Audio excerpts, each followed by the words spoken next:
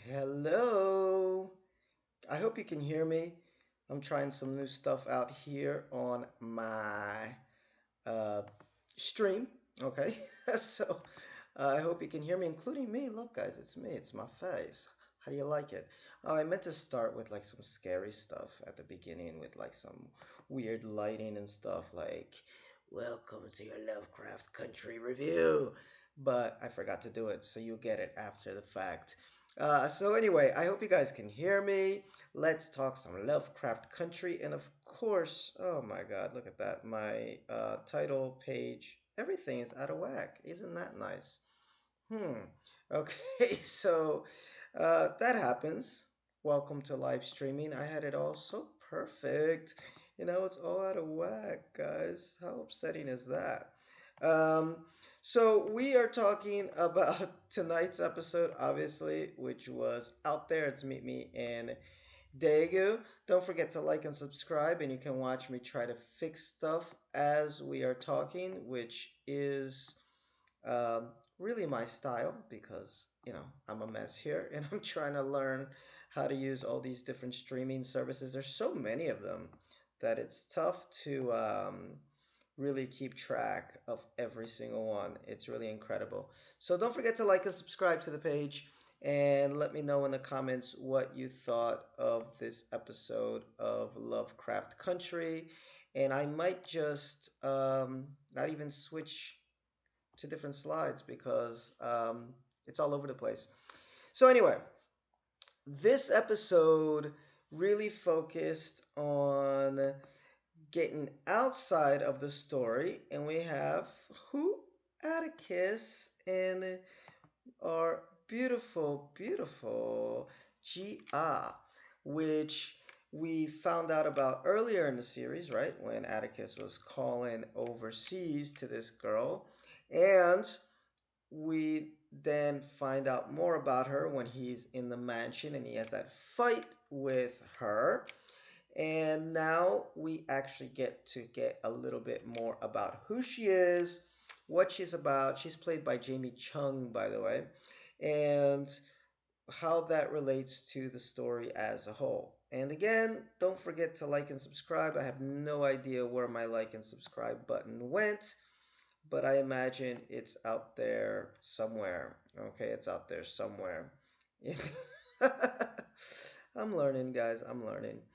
Um, so the story takes place in Korea during the Korean War, because we know that Atticus spent some time in the war, so we get to see a little bit more of what he did. But before we get into him and how these two met, we get a whole intro that's watching with my friend, and I kept forgetting that. Sometimes you turn away for a second, and you're like, well, I'm not gonna miss anything because I'll just hear the dialogue. You turn away, and I kept realizing I can't turn away because they're speaking in Korean. I got to read the subtitles to know what they're saying. But it was cool that we got the first 20 minutes or so almost exclusively in Korean. And we found out that Jiha, she seems like just an ordinary girl who's maybe a little bit shy, doesn't know how to communicate well to get herself a date. And then when she finally gets a date, everything seems to be going all right. Until these things start popping out of her face, as we can see here. So I guess I'll just have to keep moving the slides up that I made. They look so cute, my slides, when I did them. And now they're all, because you know what I tried, guys, is because I decided to go on camera. So I changed the resolution rate and all this shit. And I hope it works, by the way. I have no clue if it is or not. You may see me lagging, but I'm there. If it doesn't work, then next time I just won't do it. But because of that, everything got expanded into weird stuff. So we'll see what happens. It's a trial and error process here using YouTube streaming via OBS. But anyhow, all these things come out of her nose. Okay. And at first, I thought it was more Lovecraftian stuff until we find out that it's not exactly that. Okay, we're going to get into what it is in a second. And the guy that she was having sex with, well, he didn't have a good night, as you can see. Okay, and you can count there. We got one, two, three, four, five. We got six things coming up and attacking him. But really, I think some more come out. Yeah, because I think two more get his eyes. So the magical number is nine. Magical number is nine to get us to the Kumiho. Okay, I hope I'm pronouncing that right. And what is the Kumiho? A Kumiho is a creature that appears in tales of legends of Korea, but also Chinese, Japanese have similar myths. And it's a creature, usually it's a fox. Okay, so if anybody has young kids, maybe that have watched Naruto, or maybe you guys like Naruto yourself, there is the nine fox tail in Naruto, and so it's a similar type creature demon as in that, except that I think Naruto takes it in a different direction. I didn't have patience for Naruto, but in the myth, it's this fox that lives 1,000 years. It turns into this kumiho, okay? And then it can freely transform into a bunch of things. One of them includes a beautiful woman who's often set out to seduce boys, almost like the siren in Greek mythology. And they eat their liver or their heart, depending on the legend. So there are numerous tales in which the kumiho appears, several which can be found in the Encyclopedic Compendium of Korean Oral Literature. So that's what the Kamuho is about. And I did have a cute little picture of one right here. Look at it. It's so cute. But it's deadly, unfortunately. So I can remove that. And there we go. We got our little nine-tailed fox, which at the end of the episode, it makes sense of why that fox was there.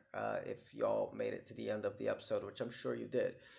But so why is this Kumiho inside of this girl?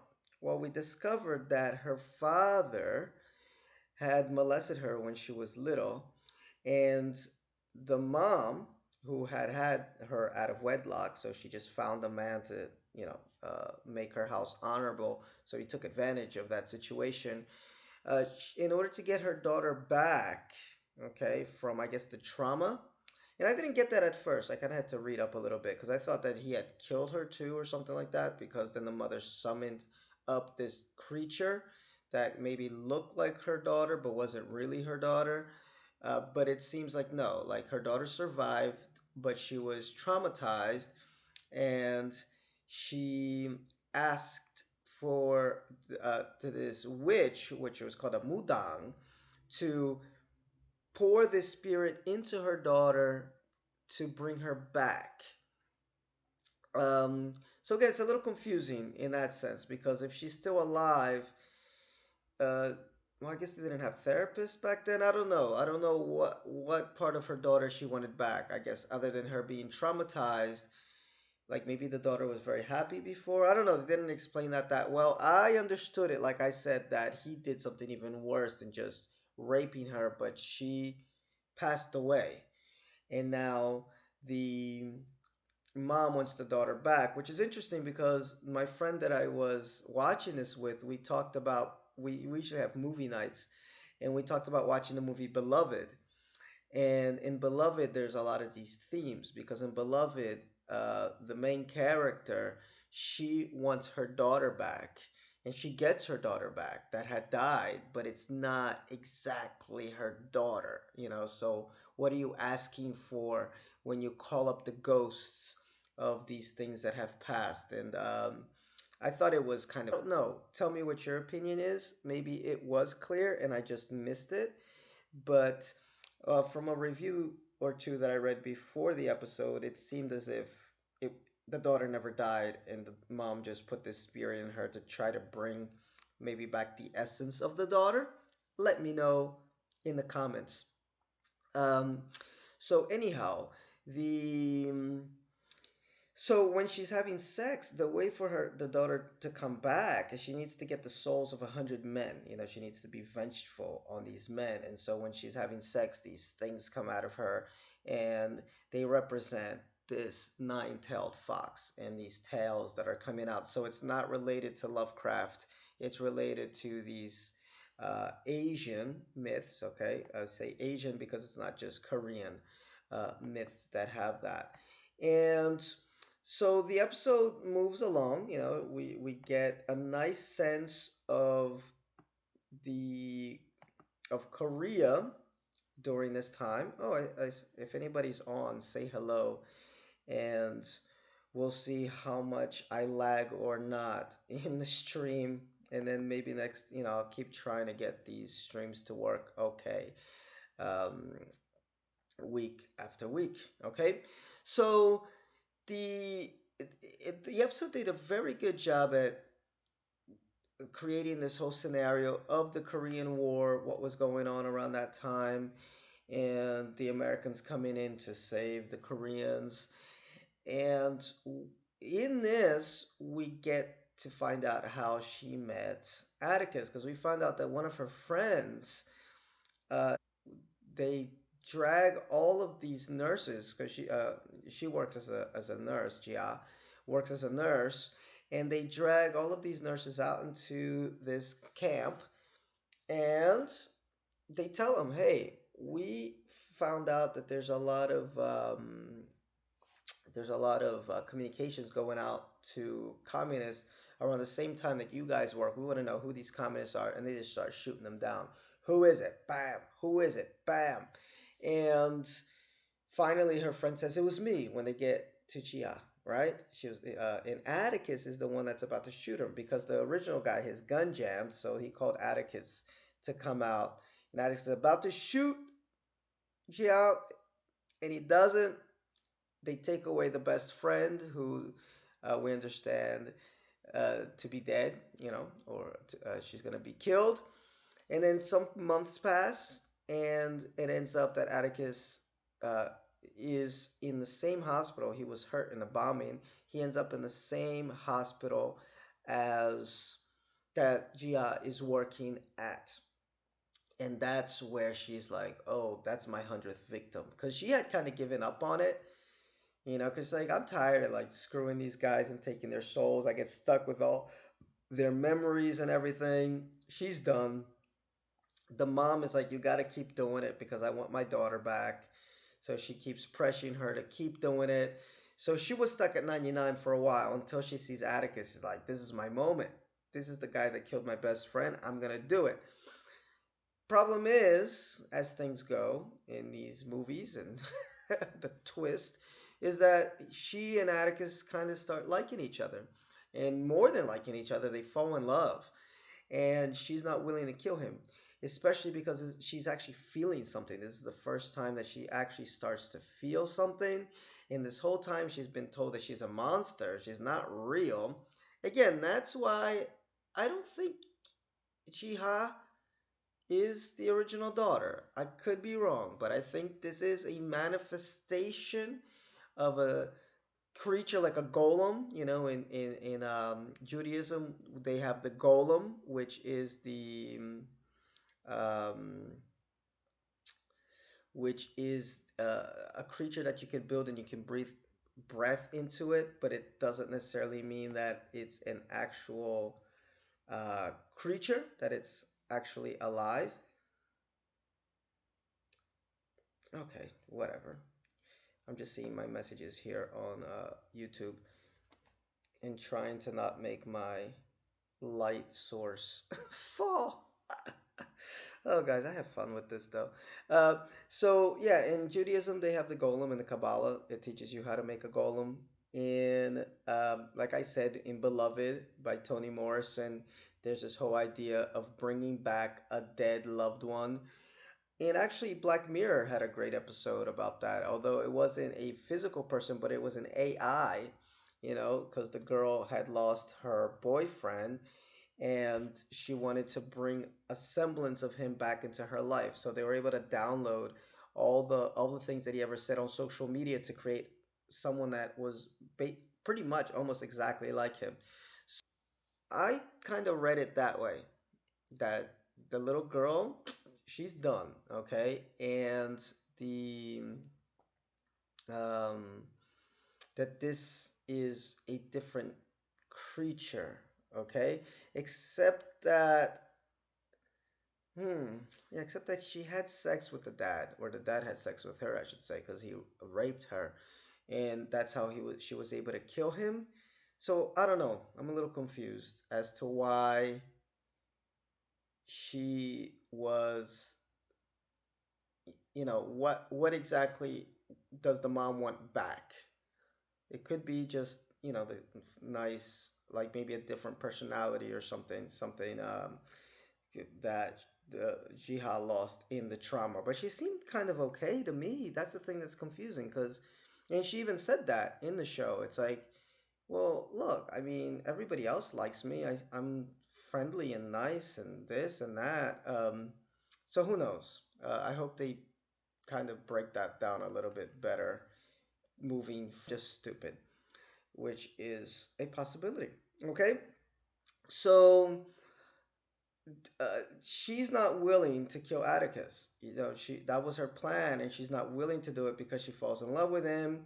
Except that, well, one of during one of their sex sessions, and we find out that Atticus is actually a virgin, so this is his first time having sex, which explains why he's so bad at it. Maybe, my goodness, he's a 1 minute man. Talk about we don't want no 1 minute man. Oh my God, he's like a 30-second man. Um, but yeah, his second sex scene was a little bit better, so maybe he gets a little bit better. And also with Lita, I think their second sex scene was a little bit better, so maybe he just gets jitters his first time and kind of finishes quickly. But we give him a pass because, oh my goodness, is that a good looking man or what? Oh my goodness, that's a good looking man. So we give him a little bit of a pass because of that. But during their another of their many sexual encounters, because she believes she can control this spirit inside her, it comes out and it looks into him, but it doesn't just see his past, which is pretty bad. We see him torturing people, it sees his future. And in the future, some weird stuff happens, and we do get a few flashes. And one of them is of him kind of chained up and not in good shape. What's going to happen to our boy Atticus? Who knows, right? But she immediately reads that as uh, don't go to the United States. Don't go to the US. Stay here because you are going to die. You're going to die, okay? You're, what do you call it? I'm going to try something crazy here, guys. Wait up. Oh, that didn't work. I'm trying to get my like and subscribe button to reappear, but I don't think it is. I think it's ugh, so annoying when you spend so much spend time kind of setting the scene and then you press a button and everything goes wacky, haywire. So hopefully you can hear this stream. I'll listen to it afterwards. If it completely sucks, I'll have to redo it, and I'll redo it tomorrow. But the uh, she just assumes that he's gonna be killed. I don't know, like there was nothing there saying he was going to be killed unless she saw something that we didn't. He definitely seemed like he was going to be in some terrible situations, but he's already been in a bunch. So who knows? Although he did have that little when he transcribed or not transcribed when he translated that message from the Book of Eden or whatever it's called. Uh, it said die. It did definitely say Atticus die, but it could be Atticus don't die or Atticus you will not die. We don't have the full message. We just have the word die. So who knows what's gonna happen to him, and who knows how this connection to him in Liha is gonna work out. I'll give you some thoughts that I have, but before we get to that, let me get to the witch because we did get to see her. And I say witch not in a negative term sense because I do have friends who are witches. And so it's not a problem at all to use the word witch. So but in Korean, I guess it was called a mudang. Okay, so you've stopped at 99 souls and come seeking answers. So Jiha is a little weirded out by this because this has never happened to her before. She's always seen the past, but she's never seen the future. So she goes to the witch to try to find out what is going on, and the witch is like, "You haven't joined the darkness yet, and you're gonna see a whole lot more death before this is done." Da da! And then the episode ends. So she hasn't joined the darkness. What? The whole point of this is the spirit is going to be in her, and then the spirit's going to leave her after it's taken 100 souls. So, what darkness is she talking about? So, left me a little bit confused, left me confounded, as I'm sure it probably left a whole bunch of you confounded. How does it relate back to what's going on in Chicago? Well, witchcraft and spirits. Could it be that Atticus is going to need sorry, to combat the spirits and witchcraft that are going on from the Braithwaite side with Christina and all her stuff? So, oh God, this could get very Harry Potter very quickly. I'm not a huge fan of like magic and wizardry, but it's keeping my attention nonetheless. I do like that the show's keeping my attention. It's not like my favorite genre of all, uh, but if it's done right, like I sat through all those Harry Potter movies. I couldn't sit through the books, and this is not a slight on J.K. Rowling because of all the stuff that's going on right now with her and her some of her public comments. I just didn't think they were very well written. I tried to read one, and it was like, okay, I didn't want to read a second one. The movies were okay though, and actually, with the movies, I felt the same way. The first two were like, and then it kind of got better. So maybe the books get better too. The writing gets better after the third or fourth novel. Who knows? But this is not the Harry Potter podcast. This is the Lovecraft podcast. I'm just saying that magic is not my favorite genre.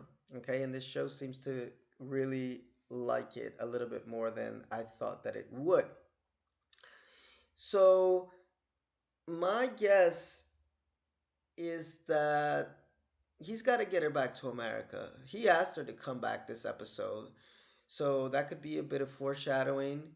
And she might have to use this spirit that's inside of her to look into the past, whether it's Christina or, when she turns into her other half, which I forgot his name now.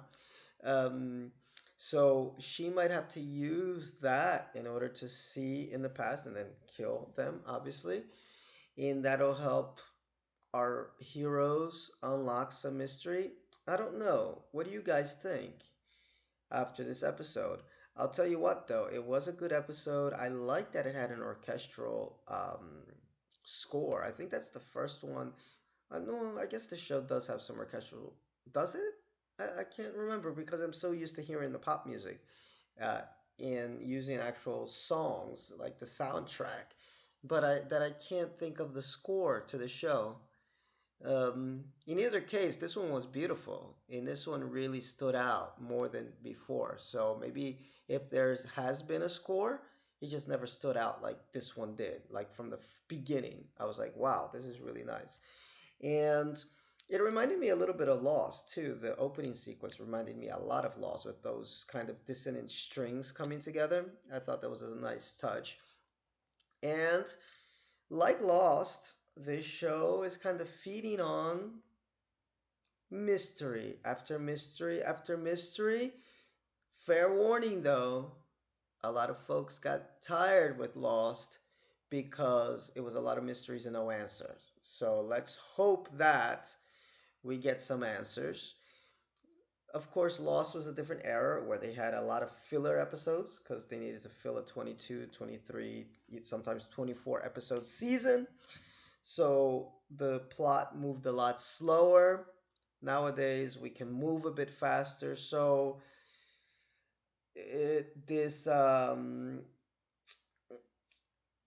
show seems to be kind of moving at a faster pace and getting us to some answers faster than it would have maybe if it needed to stretch out for 20 episodes or something.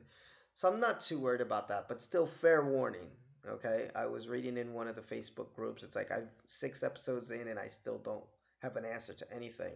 And yeah, really, we don't. We've had a lot of setup.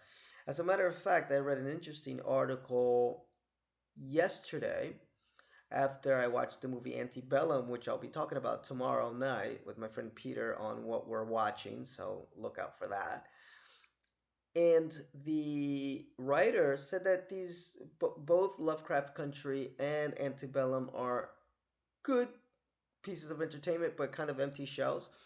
And one of the criticisms is that Lovecraft Country is giving us a lot of exposition, but it's not answering a lot of things. And that included the, like the cow giving birth to that little creature, that Lovecraftian creature.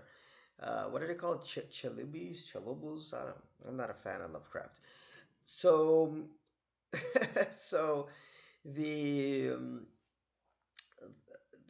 the worry here for some folks is that the show will definitely give us a lot, give us a lot, give us a lot, but if it doesn't actually answer anything, it can start to get tiring. Okay, it can start to get tiring. It's too early to say that now about the show, but just remember that. That's a lesson from Lost. And I really love Lost, but around season 3, it was like, shit, man. It's like 40 minutes to get like what seemed like 5 minutes of real time exposition. So it was a bit frustrating. Thankfully, they had the writer's strike. And those of you that gave up on Lost around season 3, understandably so, it gets so good when the seasons got short, because they had the writer's strike. So I think it was like 16 episodes. I was angry at the time, but then when I rewatched it, I'm like, this is perfect. So season 4 and 5, I think, are my favorite seasons and of Lost. So, you know, there's that. So, guys, tell me your thoughts of this episode on this episode. Did you like that it just went totally left turn? We didn't see any of the main characters except for Atticus. There was a little clip of Lita in there in one of the, not a flashback, but a flash forward. Speaking of Lost, because Lost had a lot of those. um, so there's a little flash of Lita. They name dropped our friend Uncle George. We got more. We name dropped Montrose, of course, the dad Montrose, and we got a lot about the Count of Monte Cristo, which I'm reading, by the way. So I'm very early into it, and I was like, oh no, they're spoiling it, but they spoiled the movie version of it. But I kind of know the story. It's a revenge story, but I'm still right at the beginning. He's just gotten locked up for being a Napoleon sympathizer. So we'll see where that goes, and I'll keep you updated about that and how that relates to the show because they've been talking a lot about the Count of Monte Cristo in this show. And that's about it. Like and subscribe, and I will see you next week. And I'm trying to get a series going about black cinema. So watch out for that and let me know what you think of the idea.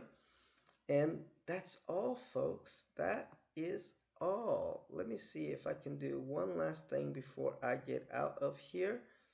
There's my like and subscribe. Nice and big. See, look, that's how it looked before everything got all messed up. So cute. Very professional looking, right? And I had my camera just a little bit smaller so you can see all of this crazy monster. That's how my screen originally looked before everything got fucked. So, see you guys. Until next time.